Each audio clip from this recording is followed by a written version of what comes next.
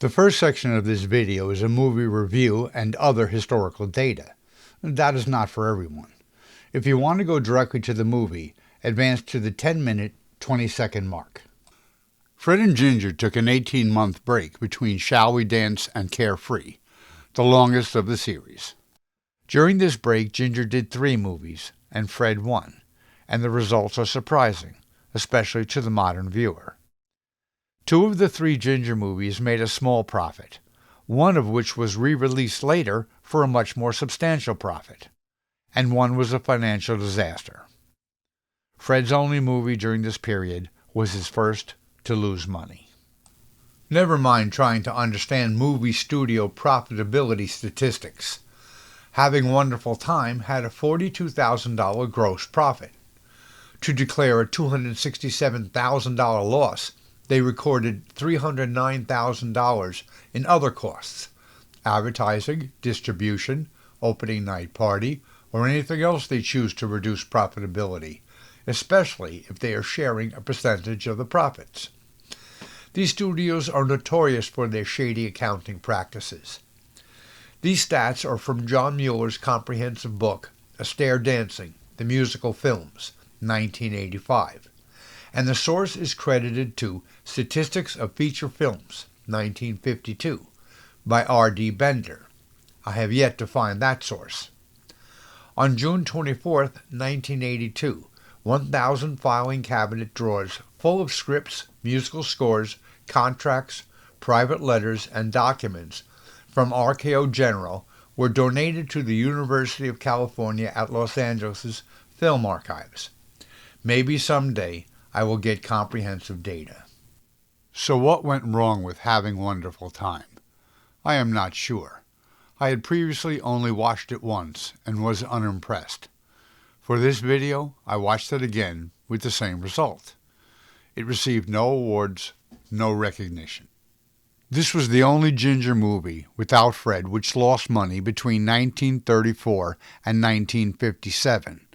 One of only 3 A-list films to do so in her entire career, the other 2 being Carefree and The Story of Vernon and Irene Castle.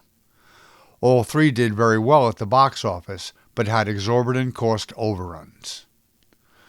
Originally a play about Jewish characters vacationing in the Catskills in upstate New York, the Jewish Alps, playwright Arthur Kober said the Hays Code said it could not be made into a movie because the Jewish people might create misunderstanding, racial antagonisms, and all that. Geez.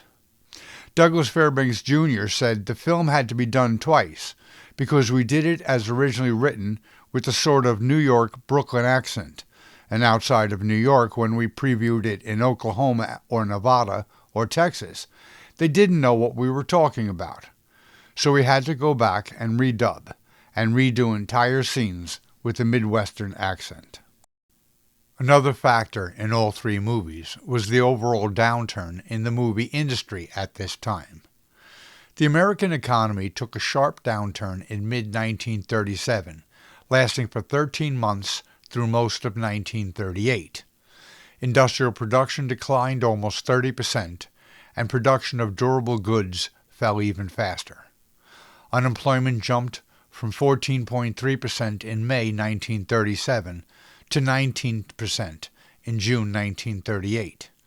Manufacturing output fell by 37% from the 1937 peak and was back to 1934 levels. I imagine for most of the U.S. population, this was oh my God, not again. Consumer spending declined, and of course non-essential entertainment spending took a big hit. This led to the infamous box office poison episode, where in a series of articles started by the independent theater owners, some of the greatest actors in movie history, including RKO's Katharine Hepburn and Fred Astaire, were slandered as failures. This was insane, considering the next year, 1939, was arguably the greatest year in movie history, both financially and in the release of so many timeless classics. It had its negative effect, and soon after, both Katharine and Fred left RKO. Sometimes how a movie performs at the box office has absolutely nothing to do with how good it actually is. Both The Wizard of Oz and It's a Wonderful Life lost money when they were released. Ginger has only one scene that stands out, as a backgammon fanatic, the girl of 1,000 faces making a series of very adorable faces. Otherwise she is fine but unexceptional, for her, with a long series of vanilla scenes. She had her favorite cinematographer, Robert DeGrasse, and looks beautiful throughout. No matter how great an actor is, they are at the mercy of the script and the direction.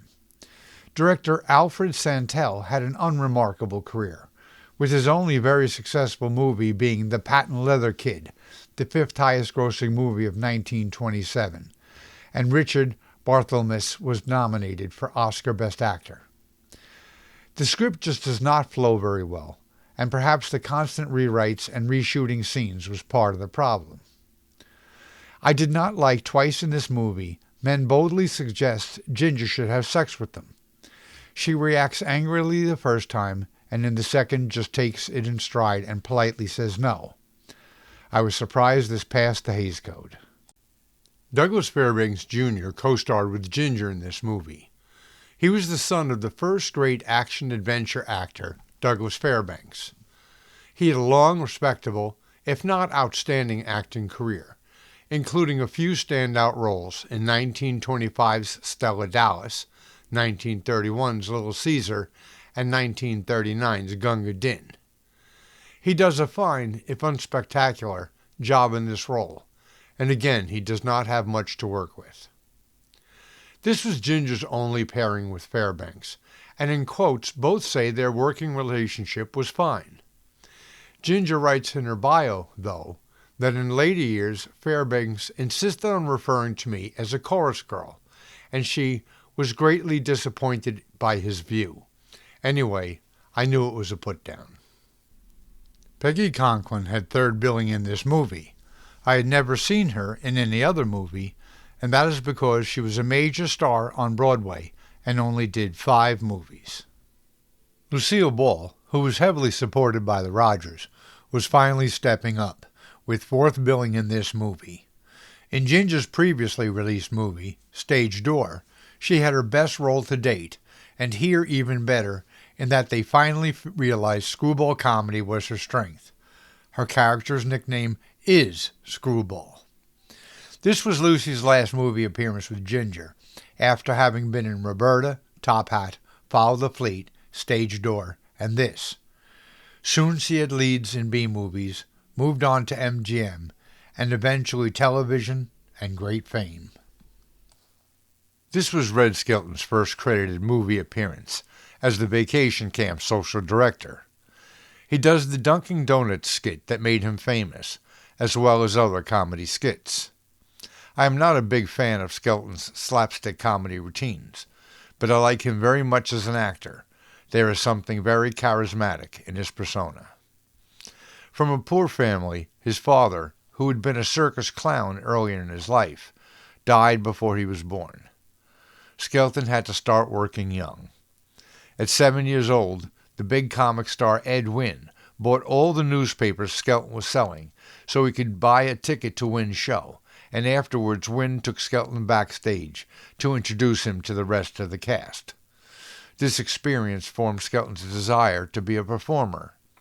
I believe it is no coincidence Skelton's comedic style is similar to Wynn's. He had a nice movie career, with a lead role in 2 top 10 revenue movies of the year, and was a top moneymaker 1942-44 and 48 through 52. He had popular radio shows and turned to television early for great success. Eve Arden is again with Ginger in a smaller role, as is Jack Carson, who Ginger appears with many times, again as Ginger's obnoxiously arrogant boyfriend.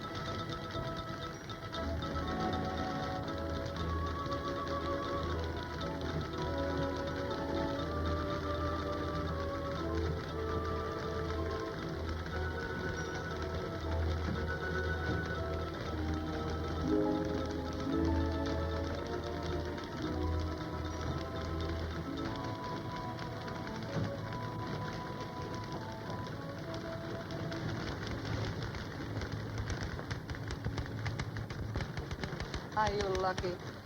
The nearest I'll get to a vacation this year is a faraway look in my eye. Spend your vacation in this cultured background. Camp Carefree, where one can associate with a select number of cultured and sports-loving ladies and gentlemen. Here comes old Ironsides. What's the matter? Is there something wrong with your machine? Oh, no, that's all right. This is an office, girls, not a social hall. You've been here long enough to know that. Or have you been here too long? To think she's in such a position of telling us what to do. Me, who spends almost every night trying to improve my mind. If I didn't like you so much, Teddy, I'd give her to you for a going-away present. Oh, Francie, come here. Help me get underway, will you? Yeah, sure. Just see that you don't get too busy to write to me. Oh, I don't know. I'm going to be awful busy filling my lunch full of that nice fresh air. It's going to last me for a full year. Gosh, am I lucky. For a couple of weeks, I'm actually going to breathe air before everybody else is through with it. Here we are. 38.50, 39.40. You're going to wear that one, ain't you? Yes. Shall I have this set, or do you want to take it with you? Oh, I'll take it with me. My car's waiting outside. Shall we dine at the Ritz? Oh, no, I'm not dressed. Let's go to the Waldorf Astor.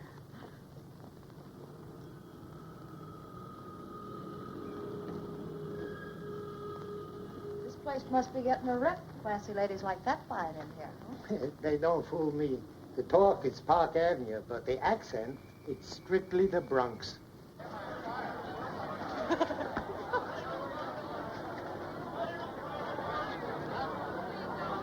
Francie, this heat is unbearable. It's not so much that, it's the awful stickiness. Yes, the humidity is bad.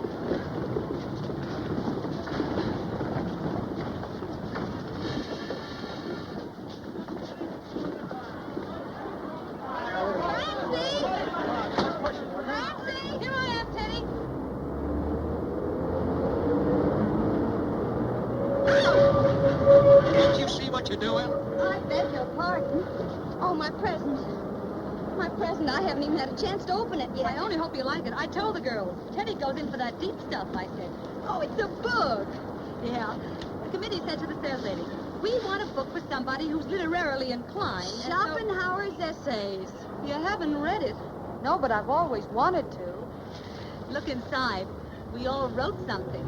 We, the girls of the office, hereby give you this book and hope you will enjoy it as heartily as the spirit in which it is given. Miss Frances Shepard, Miss Laura L. Whitman, Miss Irma Rappaport. It's too bad there's no phone numbers, else I'd give them a buzz. Mm-hmm. The Marines are trying to land. Ignore him, Francie. Give that common type an inch and they will try to take a mile. Hi, gals. Beneath contempt. Here, hold this while I wrap my book. When are you leaving? Oh, I have a million things to do at home. I haven't even started to pack yet. What's the matter? Oh, what's the matter? Were you saying something, Teddy? Oh, Aunt Thelma. Hello, Aunt And about Thelma. time, too. Do you realize that you've got a train to catch? I know that, Ma. I fixed the handle of the suitcase, Thelma. Charlie's out getting an extra bag from Uncle Sid. Here, now look at your nose. Blow. He ought to be here any minute now. Blow, I say. Now remember, Thelma, you're to keep out of the sun. Yes, And don't forget what I told you about the poison ivy. Hear me? Yes, Mama. You look tired, Thelma. Let me get you a glass of ice water. Thank you, Papa. Grandpa. Yes, kid. Mom, would you mind getting that package out? Yes, dear. Listen, Thelma, I was wondering if you'd do me a favor. Lots of eggs. Well, it's so crowded for little Mabel out there in the living room. I was wondering... fresh in the country. Would you like her to use this room? Oh, only while you're away.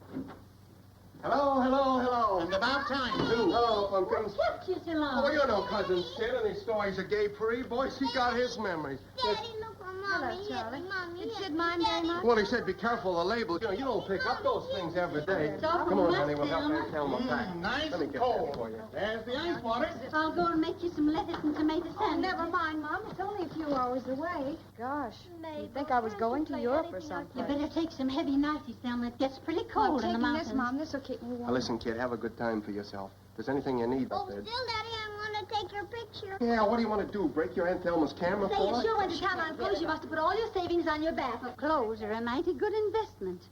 Maybe they'll help you to meet the right young man. Now, Mom, let's not go into that again. Not now. What did I do with that manicure? Oh, sure. What do you care if you're the only old maid in the family?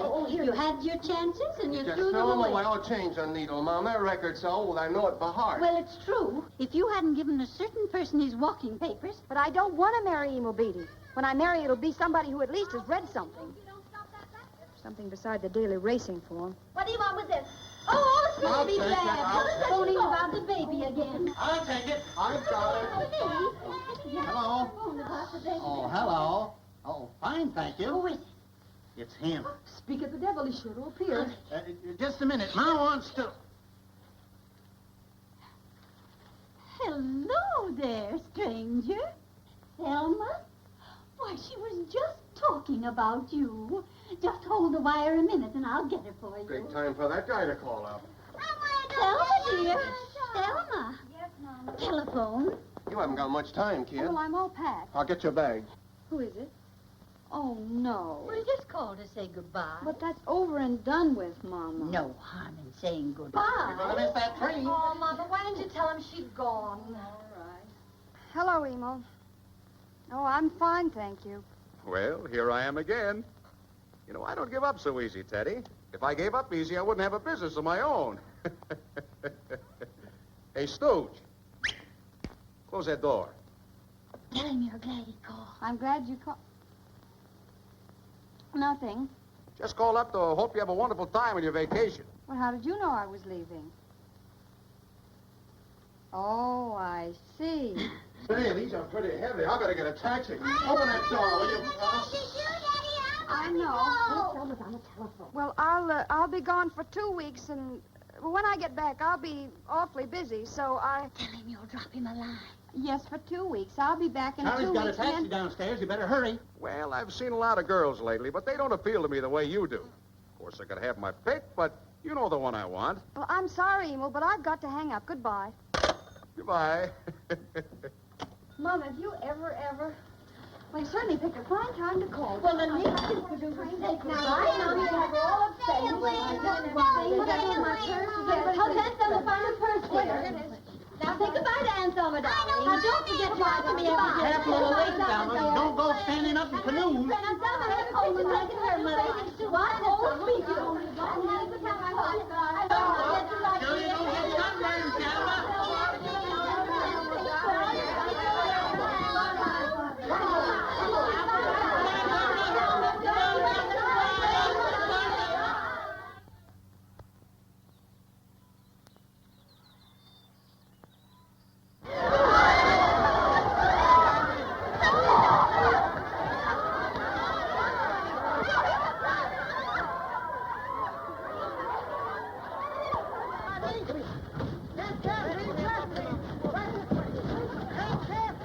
Boy, what a collection of dogs.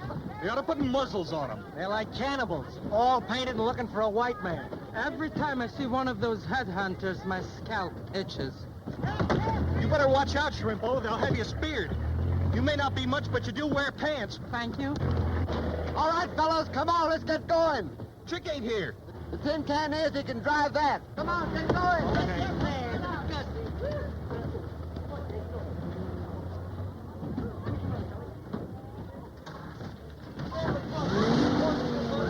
Carefree. Anybody here for Camp Carefree? Hey. Camp Carefree? Yes, This boy. way, please.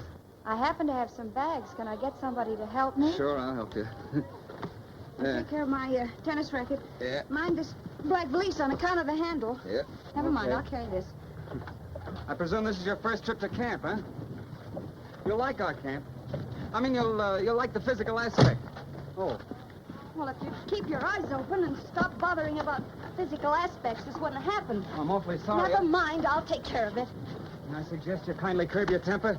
May I suggest you kindly pay more attention to people's things and less attention to physical aspects? Now, see here, miss. Even if you do travel a lot with servants at your constant beck and call, it doesn't mean I'm a doormat entitling you to step on me. Well, of all the fresh, impudent individuals. Perhaps if you talk a little more civilly, Don't I'd... you tell me how to talk. For the money I pay, I can talk exactly as I please. Oh, I beg your pardon. You're a paying guest, and naturally that means you're free to do whatever you please, so I beg your pardon. Excuse me for living. I take that sarcasm from where it comes.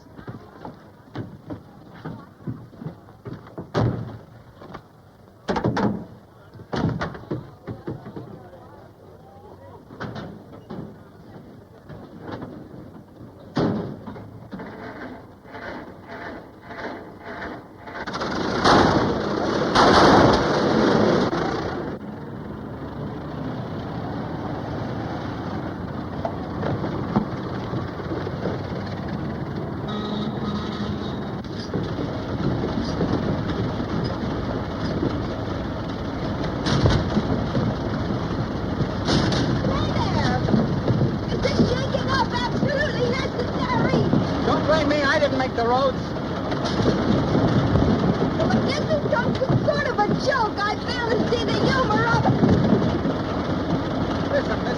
If you think this is my idea of fun, let me tell you, you're sadly mistaken.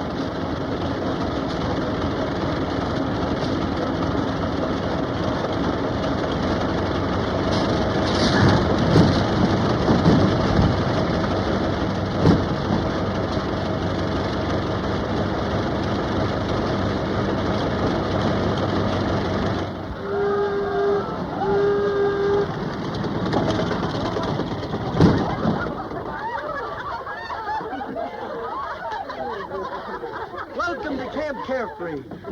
My name's Itchy. What'd you say your name was? A little louder, please. I beg your pardon? Woo, she's crazy! But, Mr. Rogers, the guests are complaining about the hot water. What's the matter with the hot water? Hello, folks. If there ain't any, we got to get some plungers and washers. There are a lot of pests. How do you do? Hello. Enjoying yourself? Yes, sir. That's nice. If they don't complain about one thing, they complain about another. Anybody might think this was a health resort. How do you do? Crap. Talk to me next week about it. Come, boys, come. Kirkland, quit stalling around there. Help the lady with her bags. I have to keep after you lazy waiters all the time. Mr. Rogers, I can't handle all these bags. Well, get somebody to help you.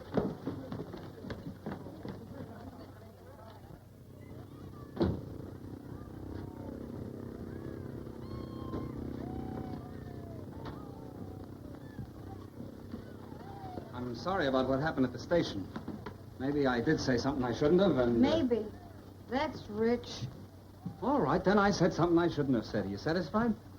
And, well, if I hurt your feelings, You didn't have the satisfaction. Oh, what's the use?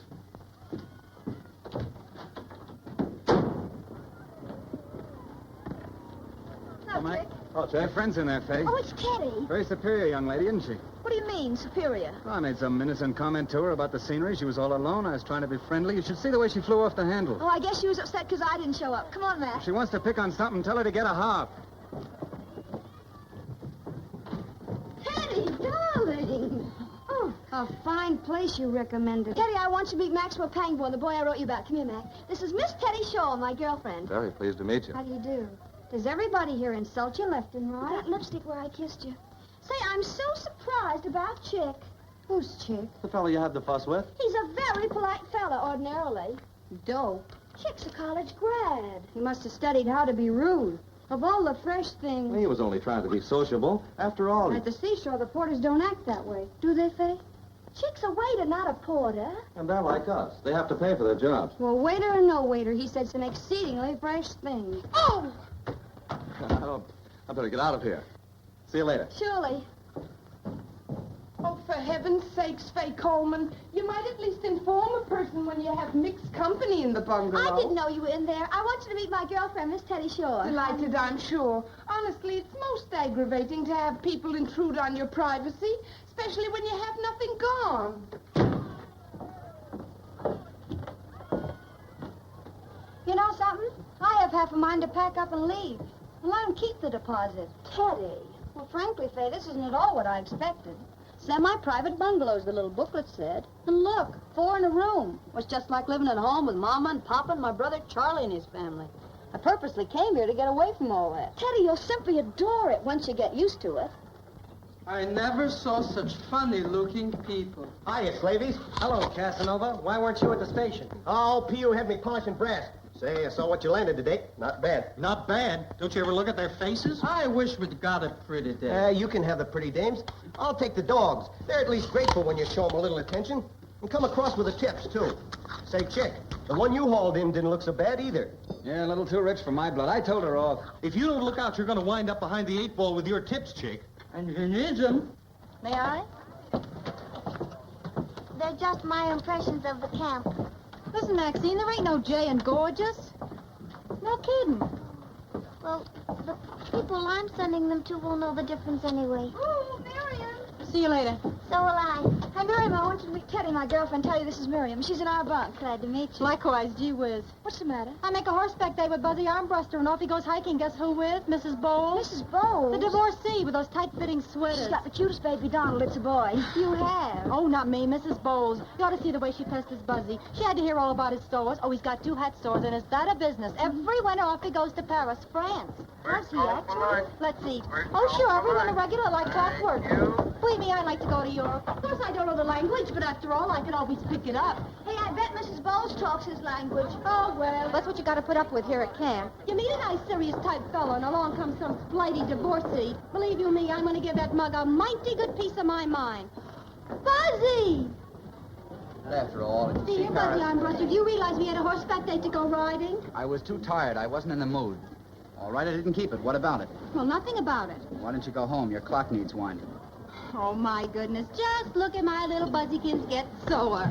Say. I was just down at the stable and I saw the nicest horses. You should see them. Hey, there's somebody you like. Buzzy Armbruster. He's got 2 millinery stores. He goes to Paris at least twice. I came up here for some nice fresh air and a healthy Heads sunburn. And furthermore, I'm not interested in the fellas up here, not in the slightest party. But listen, Teddy, even in a barrel of rotten apples, you're bound to find at least one good one. Who knows, you might find somebody up here exactly your type. Hey, this is my life. May I kindly lead it as I please? All right, Miss Crazy, but don't blame me. The cuisine here is terrible. You can just take this right back. Teddy, I want you to meet the folks. Folks, this is Teddy, my girlfriend. How do you do? Hi. My, this looks nice. Oh, the food here is unbearable. I just had to change my liver. Waiter, spoon, please.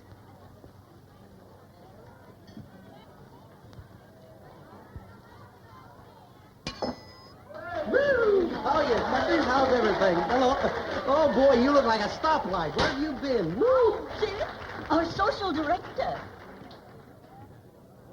Yeah, looks like a flock of new customers here this week. Oh, there's one. Faye Coleman's girlfriend, let's see, Miss Teddy Shaw. Stand up, Teddy, take a bow. Come on, Teddy. Come on. She's a little bashful. We're all friends here at camp. There's no secrets, Teddy. You'll find out at breakfast and everybody's sitting around dunking. And remember, you can always tell a man by the donuts he keeps. I'd like to try and show the different way our campers dunk and the way to dunk properly. Now, thank you very much. That's all. To begin with, we need a napkin, so we take one that's big enough, but you don't have to worry about getting anything on you. Stick around if you don't mind getting splashed. No, thanks. I've had my shower. Yeah, you better get some more coffee, too. Now, the next thing you do is find the temperature of your coffee. Coffee should be at a certain temperature when used for dunking. If it's too hot, the donut will become soggy before you can eat it. So you use the index finger as a thermometer. Woo! It's too hot for dunking, but how do you cool it? It's bad manners to blow into a cup. But it is proper while dunking to cool coffee to pour it in a saucer. But you still can't blow, because if you don't use your judgment on, you blow too hard. The fella sitting across the table from you'll get it right in the kisser. So you take the hat and you fan it like this. Does she think he's funny? No. Me too. Now we come to the art of dunking. Notice how I hold the little creature. With the index finger and the thumb, the pinky should always be out. That's so in case you slip, you won't go to your elbow. Now, we have different types of dunkers and our campers and the way they dunk. First, we have, is he around here anywhere? Old P.U. Rogers. Now, he's the cross-eyed type. He's allowed 2 cups of coffee. Not to embarrass him, he sets 1 foot from the table like this. The cup and saucer he holds in his hand merely acts as a stooge for the one on the table. While everyone else is dunking, the cross-eyed type dunks this way.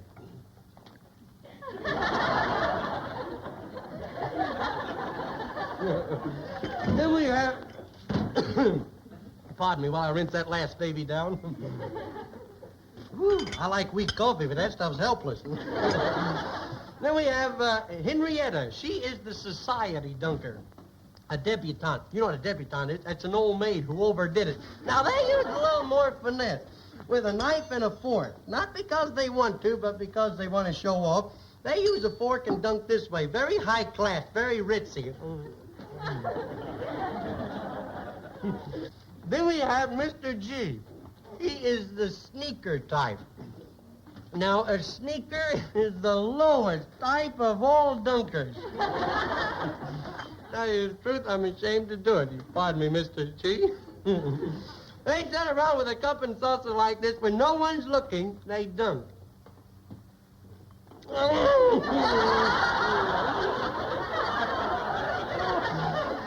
Then when someone is looking, the dirty sneaks, they dunk this way. Oh, my, look what I've done. So you see, Teddy, we're just one big happy family around here. And fellow dunkers tonight's get-together night. Don't forget, strictly semi-formal. Thank you. See you later. Say, Faye, how about our date to go canoe riding this afternoon? Oh, Mac, I don't think I can. Why not? Go ahead, Faye. No, Mac, some other time. Well, there is no other time. I'm leaving tomorrow. Go ahead, Faye. It's silly to rearrange your plans on my account. Please, Faye. Okay, Mac. See you later. Seems everybody's going canoe riding. They're all going to Eagle Rock. Where? Eagle Rock. It's a very romantic spot. Faye knows. Henrietta. If I were younger, I'd be going there myself with Mrs. G. Yes, you would.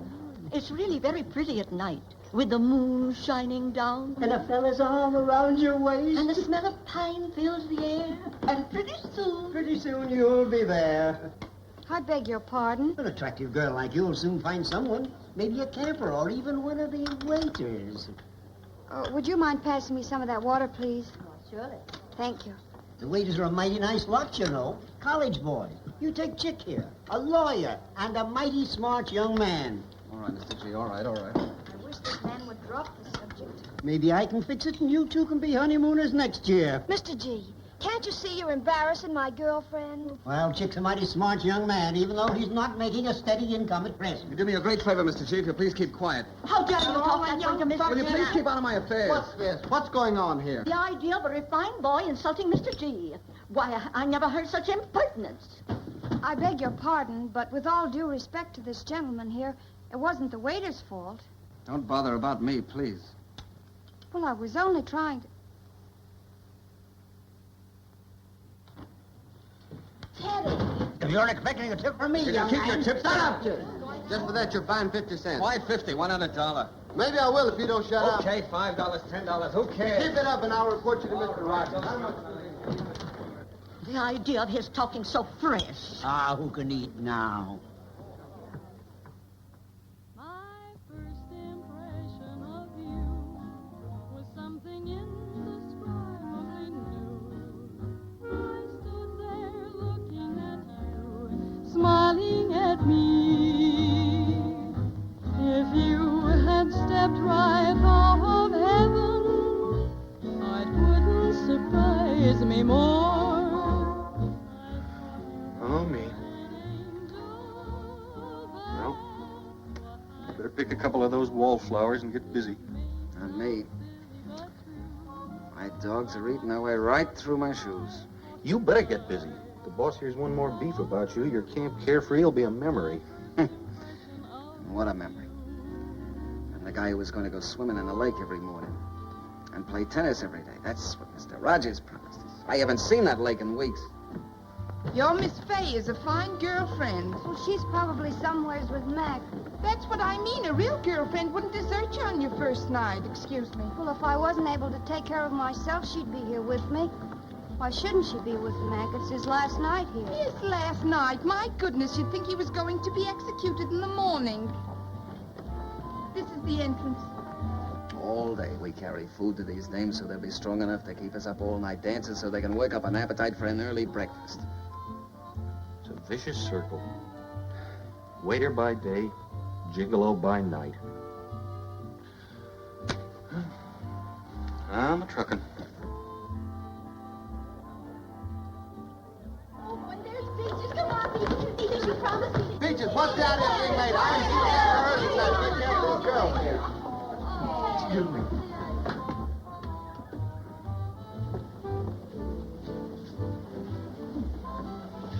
You want to dance? I sure do. Oh, I didn't know that. Hello.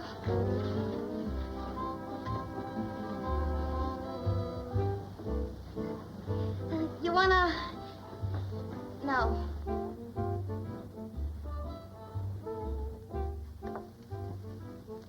Hello, Chick. Hello. Hello. Well, what is it now? You hungry? You want to dance? Oh, I don't care. What are you doing? I'm resting. Why? They're tired. Why don't you take your shoes off? That's a good idea. Oh. You don't want to dance, do you? No, not with my shoes off, thanks. Then I'll be going. Yes. Please, Buzzy, the music will be nearly over. No, I'd rather stay here and smoke. After this dance, oh, come I on, beg your pardon, Buzzy. have you seen Faye by any chance? No, I haven't. Well, pardonnez-moi and s'il vous plaît. Look who's here. Oh, this is Buzzy Armbruster. Buzzy, meet Teddy. Well, welcome, young lady. Where have you been hiding? Oh, she's my new bunkmate. Hello, Teddy. Well, come on, Not Buzzy. the dame with the French label. A parlez-vous français? Oh, no, that was my cousin's bag. I just happened to borrow it. Buzzy, I'm afraid it'll be over before you know it. You and I are having the next dance, and I'll tell you about what happened to me on the Champs-Élysées. Oh, pay no attention to him. There is no next dance. This is the last one, and it'll be almost finished if you don't come out, Buzzy. All right. Uncle, wait. I'll be right back after I give Screwball there a workout.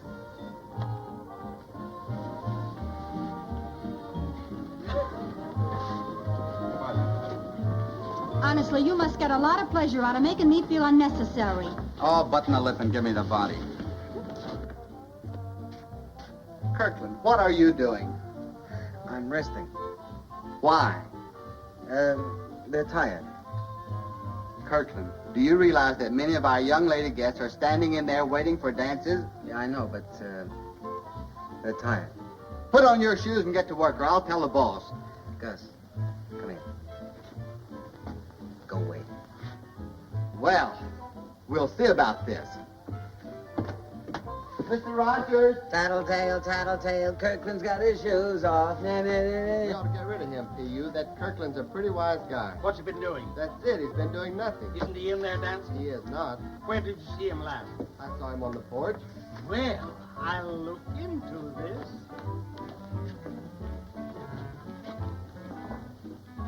Good evening. I just wanted to say I'm sorry I lost my temper, and I just wanted to ask if this dance is taken. Yes, it is. Oh. Besides, I'm not in the habit of dancing with people who are rude in their remarks. Well, I thought if this dance wasn't taken, I'd, well, thanks just the same. Oh, it looks as if the person I'm waiting for is late. He seems to be detained somewheres. Oh, all right. There he is. Just a minute, Kirkland. I want to have a serious talk with you. Can't I wait, Mr. Rogers? I have this dance with one of the guests. Well, of course. Yes, I didn't understand. What's wrong with you, Gus? The boy is dancing. Yeah, I guess he is dancing.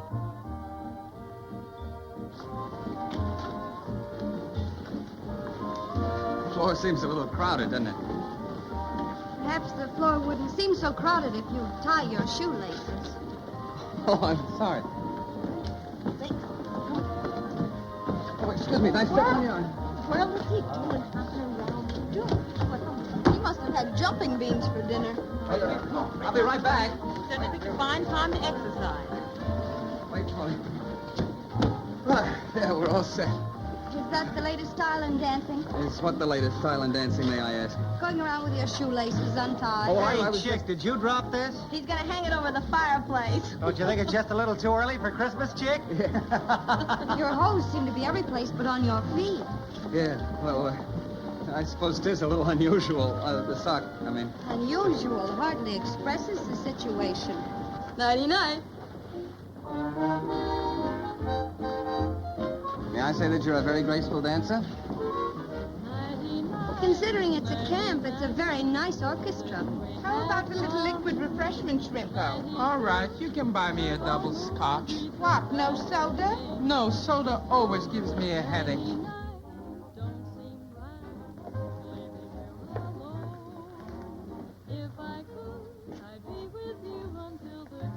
Cigarette? No, thanks. Do you mind if I, Oh, no, not at all. You know, I think if I smoked, I'd smoke a pipe. It looks so comfortable. Well, it helps me to think. Say maybe I should have smoked a pipe long ago. No, you don't need a pipe. I think you're a pretty good thinker as it is. Oh. Did you find that out just in one dance? No, that's about all the time it takes for a fella to size a gal up. If she can be interesting for 5 minutes, she ought to be 12 times as interesting for an hour. But if she's dull for 5 minutes, well, then that makes the whole... Funny how quick, like you recovered from your sore feet, if you did. What was that about? Well, now, there's a case in point. She asked me for a dance in a very dull way. A gal like that you can size up in 5 seconds. So I alibied myself. Then I guess I ought to be flattered.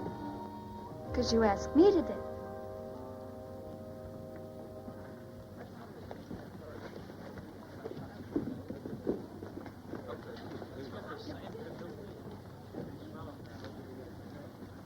Everybody seems to be going somewhere.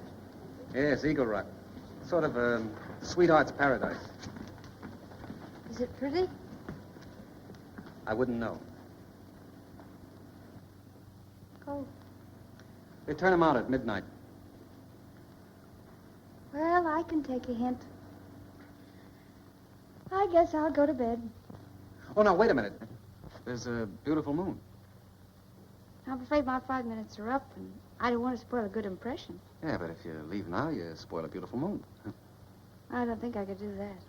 That's too lovely. Oh, I don't know. I was looking at that same moon last night, and it didn't look nearly as pretty. I think it needs you here to sort of round it out. You know what I mean? Why don't we have moons like that in the city? Well, we do, I suppose, but we just never get a chance to look at them. It's an awful silly world. Poor people have to work 50 weeks a year so they can afford to look at the moon for 2 weeks. Yeah, but I'm going to change all that, if you don't mind. Not at all. What's your plan? Well, I don't want you to spread it about, but when I get to be president, I'm going to... Oh, you're going to be president. Yeah, hadn't you heard? No. Of course, I got to get a job first, but anyhow, I'm going to make everybody work for 2 weeks, and then they can spend the rest of the year looking at the moon. Oh, that's swell. Well, you've got my vote. And, of course, being president, I get special privileges. Not only do I get to look at the moon, but I get to look at you, too. Oh, I beg your pardon. I didn't catch your name. Shaw. Katie Shaw. Mine's Chick Kirkland. Very pleased to meet you. Oh, then. You going to introduce me to your friend? Oh, I thought you two knew each other. Mr. Moon, Mr. Kirkland. Hi.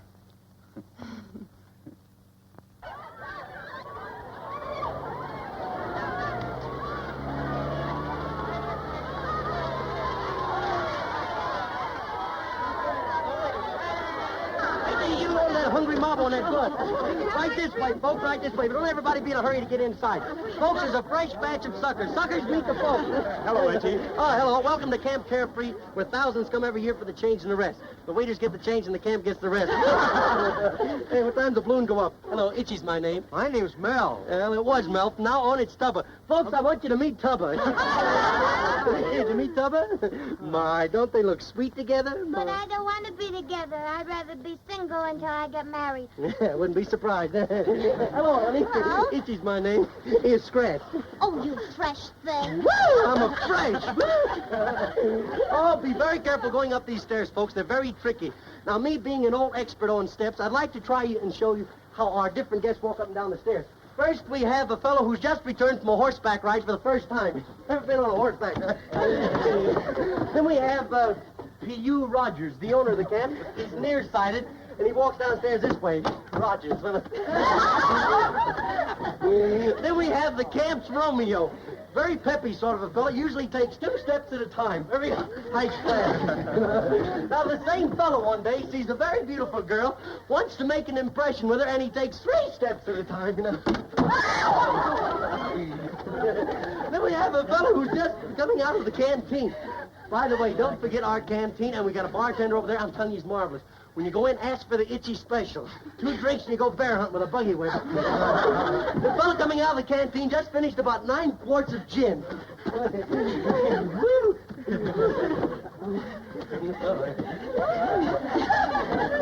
And everything is... Take it easy now. you fellas. A man. We have a politician going into the canteen. A politician. Oh, how do you do? How do you do? Don't forget to vote next year. How are you? The same fella coming out.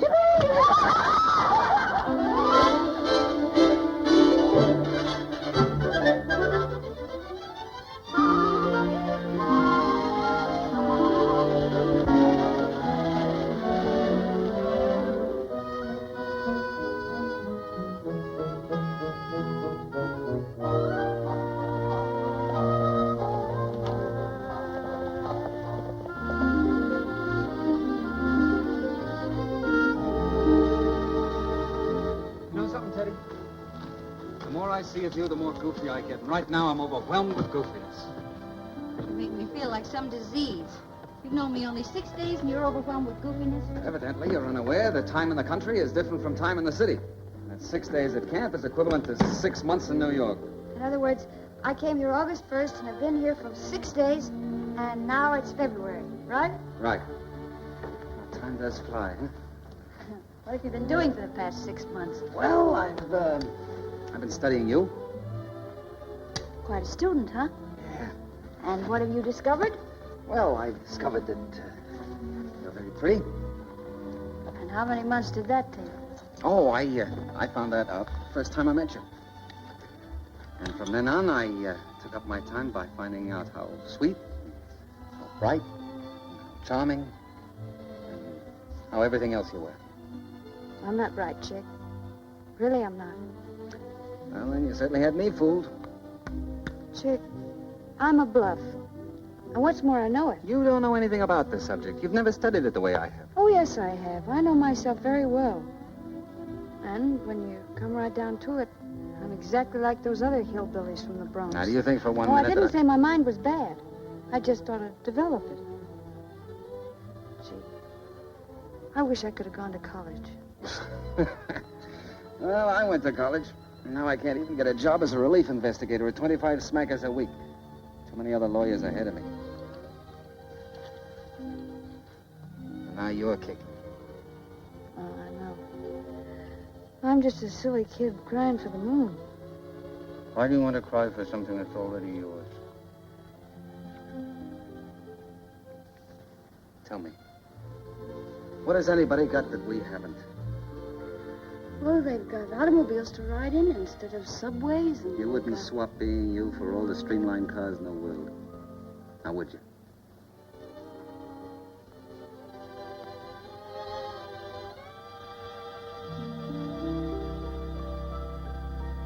I like you, Mr. Kirkland. Mr. Kirkland's my father. Just call me Chick. I like you, Chick.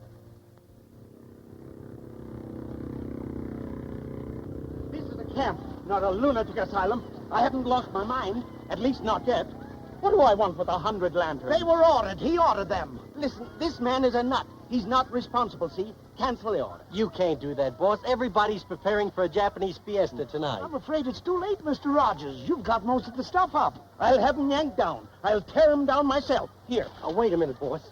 I've got a marvelous idea. No, committing suicide won't help. Now, look, Mr. Rogers, instead of buying all the stuff, why can't we rent them just for tonight? I tell you, I do... What? Sure. Tomorrow you'll get all your stuff back in A1 condition. What do you say, boss? I'm afraid that can't be arranged. Then you pull that stuff down. You see that it's returned. Just a minute, Mr. Rogers. We don't usually rent our merchandise, but I think we could fix it this time, providing it's returned in good condition. Oh, don't worry about your lanterns. They'll be in first class.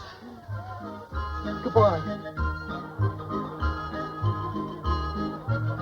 Come on, Yuda. Hurry up, Yuda. Come on. What's the idea of stalling? I had to get my costume. Well, hurry up. Come on and get in.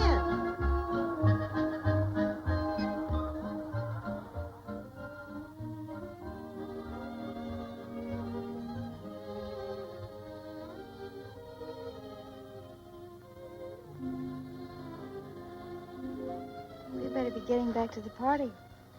I hate to waste this costume. No, don't go yet. There's so much to talk about.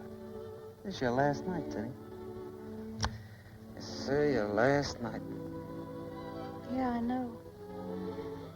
Tomorrow, back to my job. Take a letter, Miss Shaw. Yes, Mr. Potkin. Edelweiss to the Beckman Company. Dear sirs, you're the 17th received and in reply we state, oh... Teddy, you don't want to do that all your life, do you? No. Teddy, Yes?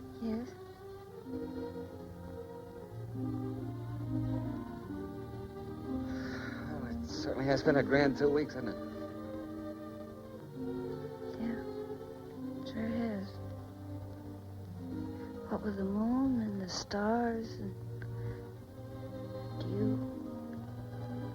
Of course, you're not in the same class with the moon and the stars, but you're not so bad. I may miss you a little, too. Well, after camp closes, you won't miss me. You just look out any night about 8 o'clock and you'll find me right on your doorstep. That doorstep's kind of crowded. Huh? The other fellas waiting to see you? Oh, no, with other couples. Oh, well, we'll just tell him to move over. After all young lovers have to have someplace to sit, don't they? Yeah, I suppose so. You see, they all can't get married right away and have a place of their own to sit in. Suppose not. Especially if the man hasn't got a steady job nor even the prospect of one. Maybe he oughtn't even to ask her about the sitting on the doorstep. What do you think? Well, I think if he's the right kind of fella, the right kind of girl wouldn't mind sitting on the front stairs with him. Even if it meant sitting for years? Even then.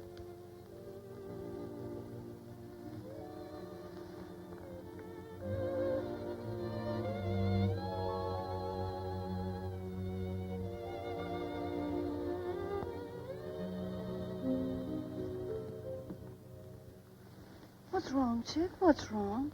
You, me, everything. I tell you, I'm madly in love with you, and all I can offer you is a doorstep.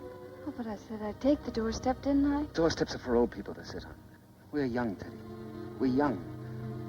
We've got plenty of time for doorsteps afterwards. Let's get something out of life now. Chick. Teddy, this isn't just a fella making a pass at a girl. This is the real thing. And you know it. Teddy, darling, will you please try and understand? I can't understand a sweet, clean-cut fellow like you. Asking me to behave like some cheap, ordinary thing that any girl... Teddy!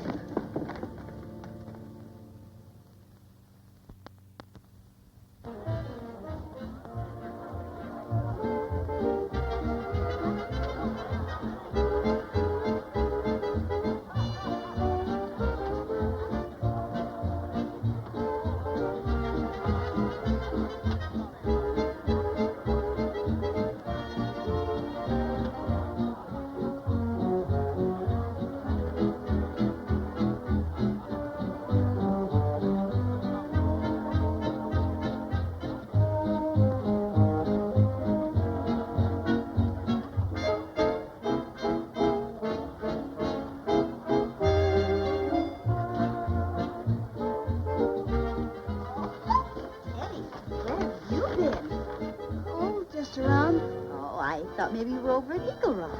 Eagle Rock? What would I be doing at Eagle Rock? What would you be doing at Eagle Rock? Do you mind if I cut in? Hello, beautiful. Hey, oh, I'm a shot of you. Only my dear friends call me beautiful. Oh, what does a fellow have to do to be one of your dear friends? Well, you might ask me to dance. Yeah, I think you got something there.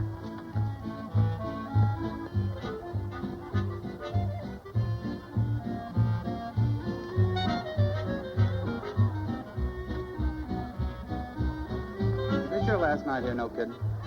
Absolutely. Now then, I'll have to give you one of my buzzy specials. 2 weeks rush in one night.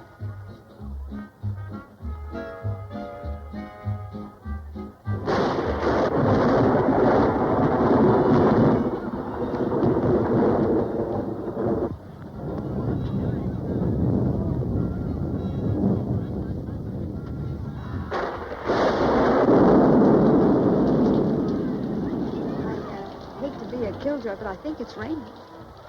Yeah, so it is. I'll fix that in no time. Good idea. Hey, wait a minute. Wait a minute, everybody. Wait a minute.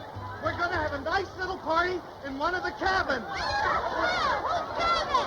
Yours. Come on. Why don't we go over to my place and have a nice, long talk? It sounds good, only... Only what? Well, the party's in my cabin, so let's go meet lots of people.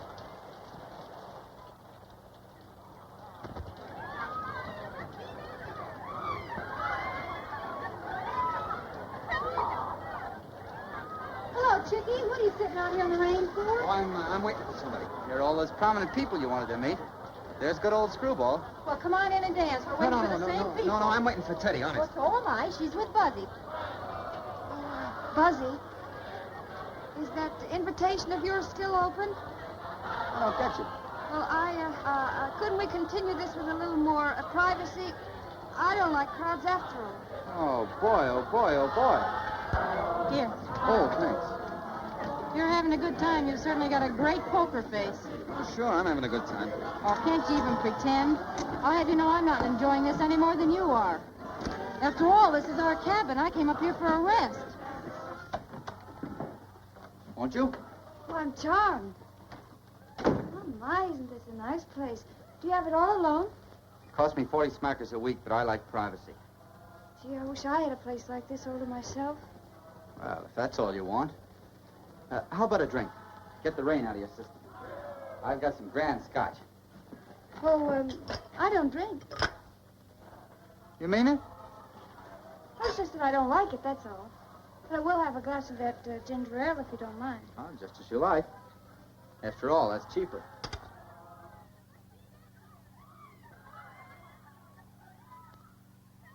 Do you mind if I have some scotch? Oh, no, I don't mind.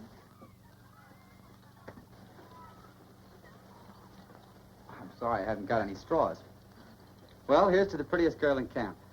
There's mud in your eye. You see, I know all the words. Don't drink that all at once. I can't have you staggering out of here. You know, I don't want you to get the wrong impression of me. I don't do this all the time. Do what? Well, you may not believe me, but you're the first girl who ever came here and drank ginger ale. Oh, you mean I'll ruin your reputation? Not if you promise you won't tell. Oh, you can trust me. I'm no cad. When I like a girl, and the girl likes me, I think it's only fair to suggest that we sort of get together. If you know what I mean. Yes, I think I know what you mean. And the answer is no.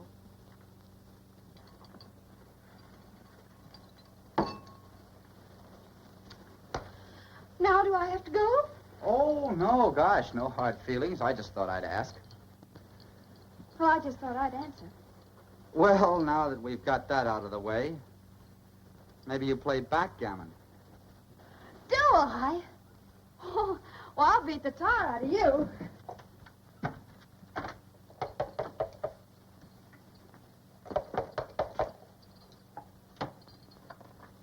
Four.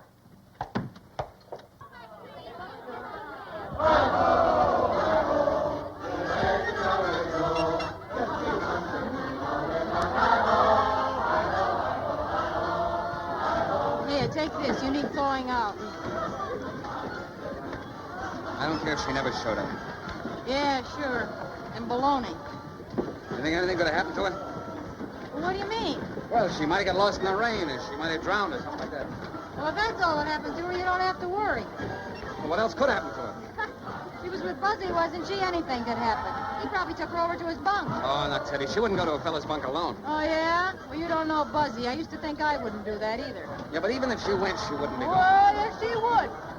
You don't know Buzzy. But I know Teddy. But you don't know Buzzy. I tell you, he hypnotizes you. Kill him.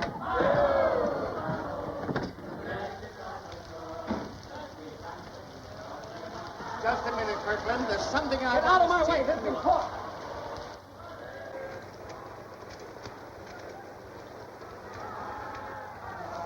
Hey, wait for me! I got an interest in this thing, too!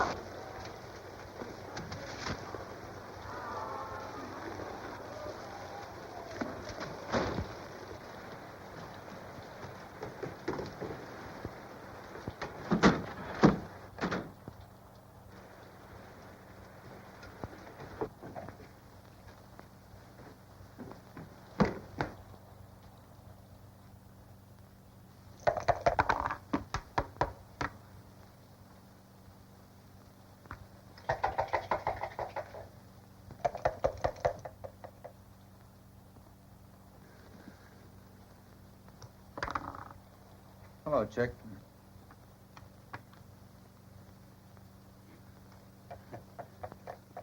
Hello.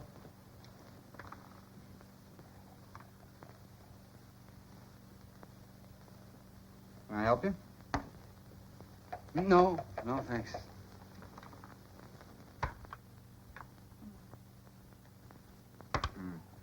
I just saw the light on in here, and I thought I'd come in if it's all right. Come on. Yeah, sure.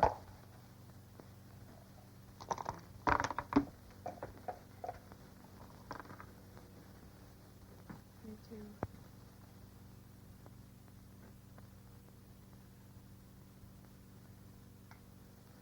Nice eagle. Is that an eagle? Uh-huh. Make yourself comfortable. Have a drink. No, thanks. No. Play backgammon? Yeah? Yeah, no, that is... Go ahead. I don't want to interrupt your game. Go right ahead. Oh, that's all right. I just as soon play three-handed. Do you mind, darling? Oh, I don't mind. I hear there's a party going on in your bunk, Teddy. So I understand. Oh. But I prefer playing backgammon. Uh-huh. Here. Well, I guess I'll be going along.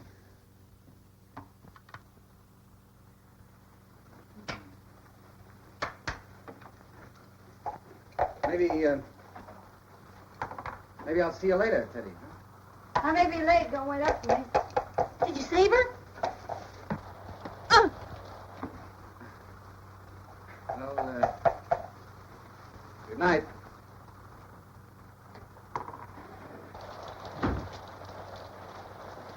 Well, did you save her? Yeah, and I'm going to get a Carnegie medal. Come on, Screwball, let's go back to the party. What's so funny? Chick, I think he came over here to save you from a fate worse than death. Maybe the joke's on me. It's your turn. 4-2. 1-2. You can send me home.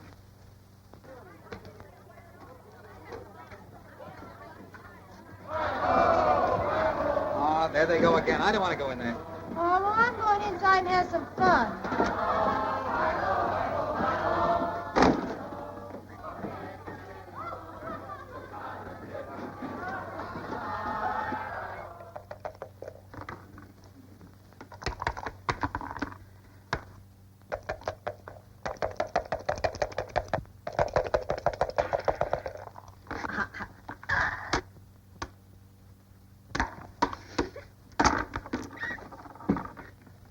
I win. Come on, let's play one more, huh?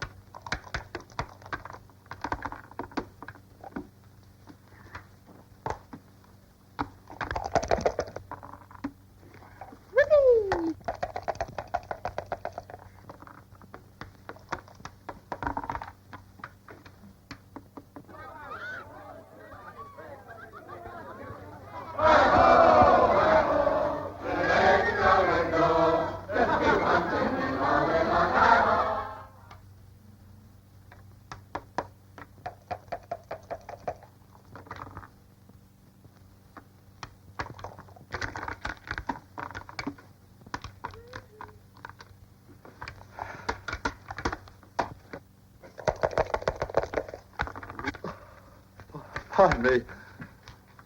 Yawning. Well, I win. Here we go again. Come on. No.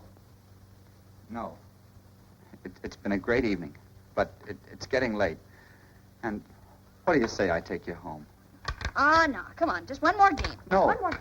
I'm tired. Now, that's 11 for you and 1 for me, and let's let it go at that. I'm tired. Well, why don't you go lie down for a while? For a while. Oh, yeah. Yeah, maybe I will do that. I don't like to do this, but there's the scotch, and you can light a fire. Fuzzy special, 2 weeks back down in one night.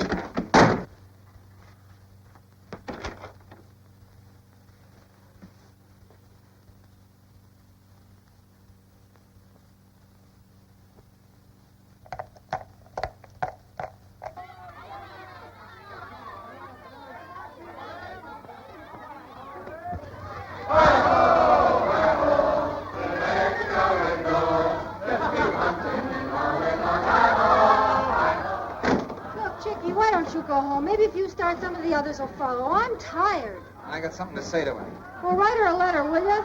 I'm going to say this in person.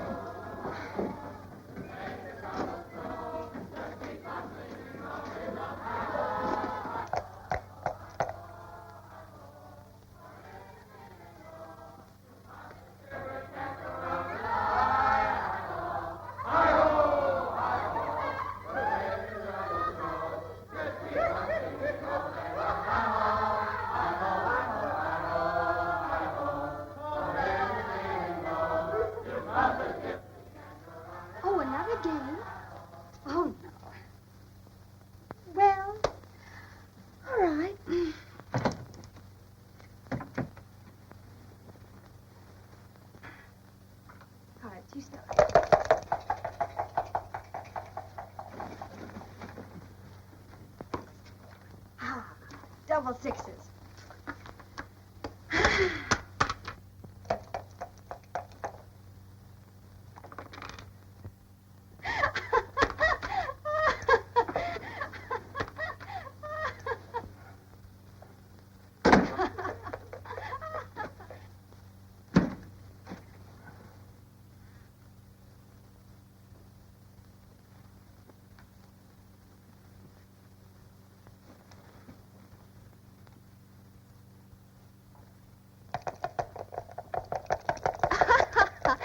This is such fun.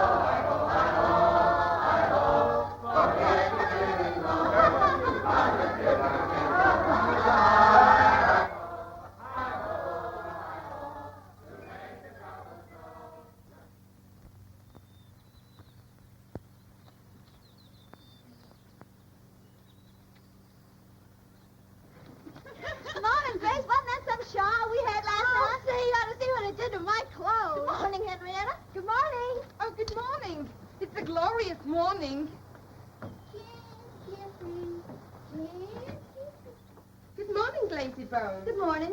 What's happened to everybody? The dining room appears like a veritable morgue, almost completely deserted. Teddy's having breakfast, isn't she? No, and she was out when I got up. I presume she's concluded her breakfast. Henrietta, was it awfully late when you got in last night? I mean, was everybody asleep when you got in? I guess so. All I know is that I was so exhausted.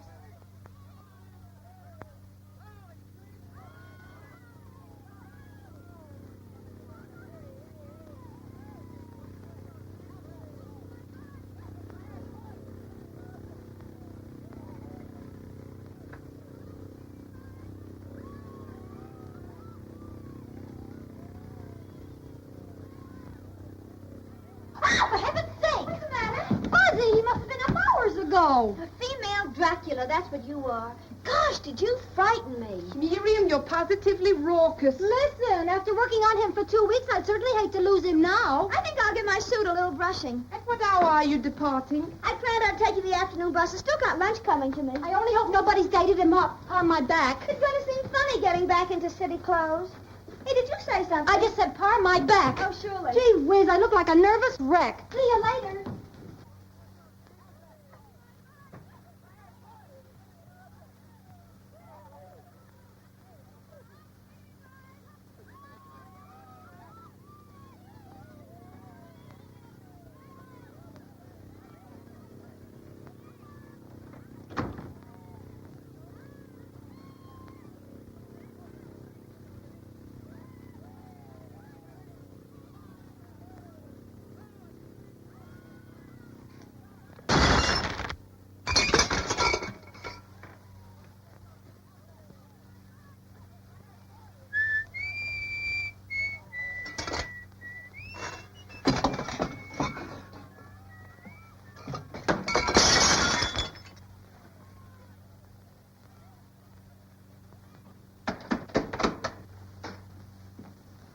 Hey, look it, Bud. This thing don't work. Sue me.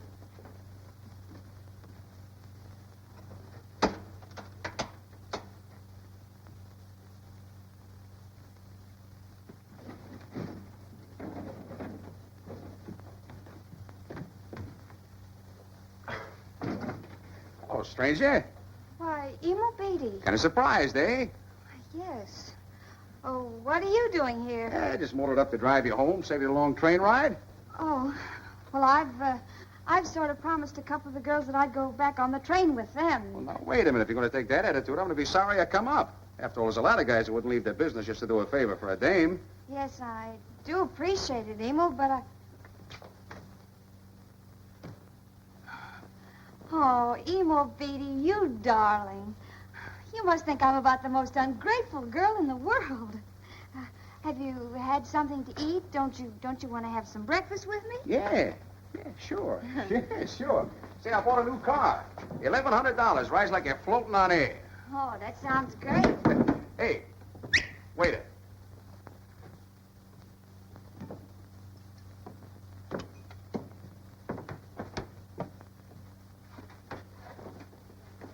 Teddy, Good morning. What are you going to have, Emo? Well, I think I'll have a big plate of ham and eggs and toast and coffee. What are you going to have, honey? Oh, a big plate of ham and eggs and toast and coffee. That makes it two. You know, if you married me, we could have breakfast together every morning. Ham and eggs and toast and coffee and scran. Good morning.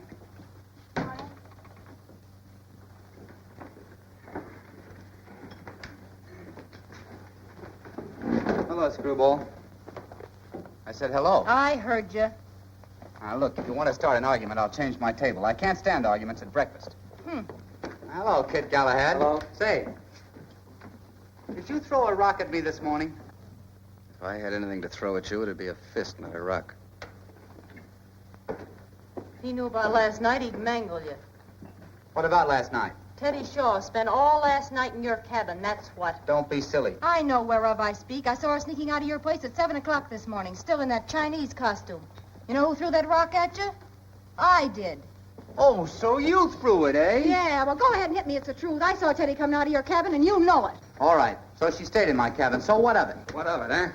Oh! That'll teach you to tell lies about young ladies. Well, it isn't a lie. I saw Teddy coming out of Buzzie's cabin at 7 o'clock this morning. Well, if you don't believe me, you can ask her yourself. Oh, you shut your little mouth. Oh, hitting women, huh? She made a crack about you. Oh, I did not. All I said that you spent the night in Buzzie's cabin, and Buzzie admitted it, too. I did not, Teddy. I never said any such thing. Well, I did spend the night in Buzzie's cabin. But it didn't mean anything. Oh, it didn't mean anything, eh? Oh, Emo Beatty. Don't you Emil Beatty me. Here I drive up all the way from New York to surprise you, and then well, the first thing I find out is that she spent the night... How do you like that? Well, if she ever spends another night in my bunk, I hope she lets me know. Just a minute, young lady. I want to talk to you. And what would we have to talk about? Well, I've been trying to see you ever since you ran away. I'm sorry, but I'm not interested in any of your apologies. Oh, well, I'm not going to make any. Oh, no? No. If you want any apologies for last night, you better go get them from the moon and the stars. If you think I'm going to listen to any more propositions, you're crazy. This isn't a proposition. This is a proposal. The ring, the minister, the works. Oh, and I suppose you think just because I just lost my reputation, I ought to be glad to marry the first fellow who comes along. Lost your rep... Don't kid me. You know I trust you. You didn't seem very trusting when you came leaping into Buzzy's cabin. Well, now, wait a minute. I know I made a fool of myself, but that's because I'm so much in love with you. And no fella likes to think of his future wife playing backgammon all night with a stranger. But you can't tell when I might get the urge to play backgammon again. I'm a fiend. Well, whenever you find you can't resist it anymore, just let me know and I'll play with you. That's what husbands are for. Where would we play? On the doorstep? I don't know, but we'd play. But you may not make any money for years. You can't afford a wife, remember? The only thing I can't afford is losing you. Do you think I'd marry a man who has no prospects at all? Yeah. Why would I do a fool thing like that? Because you're in love with him. We'd have to live in one room.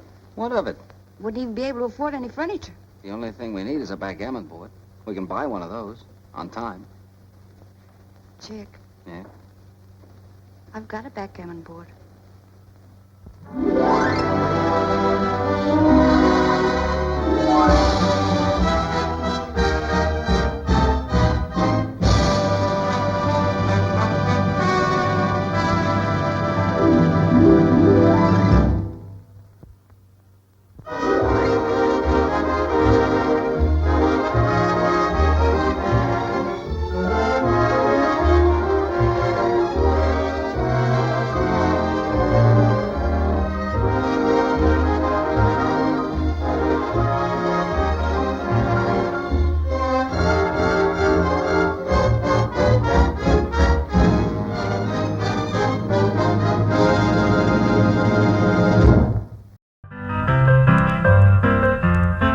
Please like and subscribe.